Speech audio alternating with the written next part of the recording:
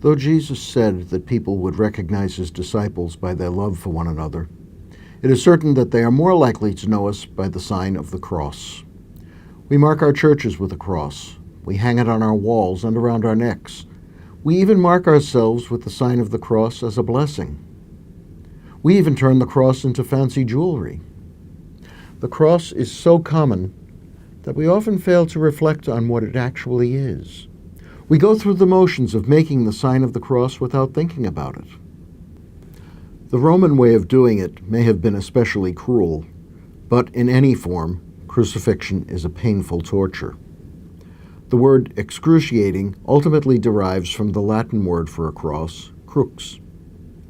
Not only was it an extremely painful way of dying, it was humiliating.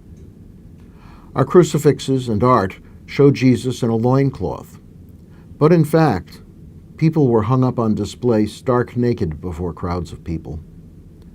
Dying on a cross was the ultimate in shame. It was repulsive.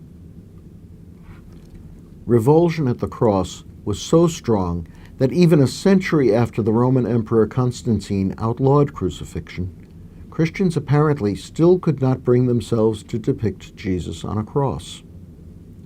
Possibly the earliest surviving Christian representation of the crucifixion of Jesus, there is a much earlier anti-Christian one, is a carving on a wooden door of the Basilica of Santa Sabina in Rome, dating back to about the year 430.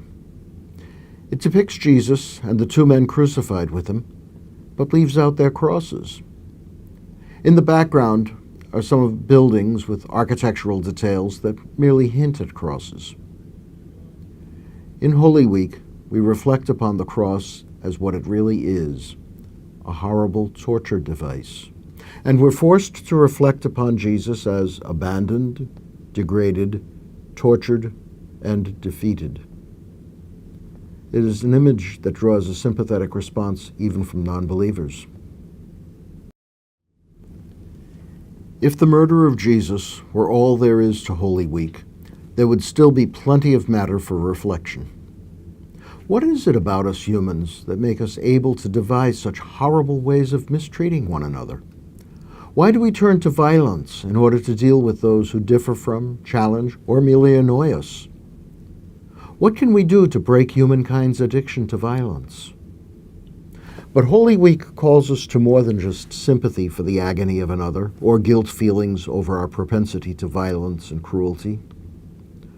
For Christians, the cross is indeed a horror, but it is also the means and sign of salvation.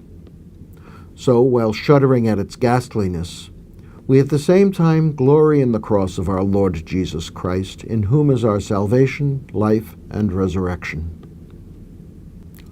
Holy Week is, more than anything else, a call to what we commemorate on Thursday, Eucharist, another word for thanksgiving. We give thanks for what Christ has done for our salvation. The New Testament makes it clear that what he went through was something he did willingly, though certainly not cheerfully. He knew that faithfulness to the Father's love and to his own love for us would ultimately lead through his fear, pain, humiliation, and death to a deeper experience of that love. We give thanks to Christ for uniting with us, embracing the fear, pain, and death that are an ineradicable part of our lives. At the worst times of my life, Christ crucified is there with me. We give thanks to Christ for taking upon himself the worst of what we do to one another, entering into our sinfulness and violence, and forgiving it. The worst that we can do, the worst that we have done, has been embraced by God's forgiving love. And so I can have the courage to turn from sin, knowing that God's love for me is stronger than my sin.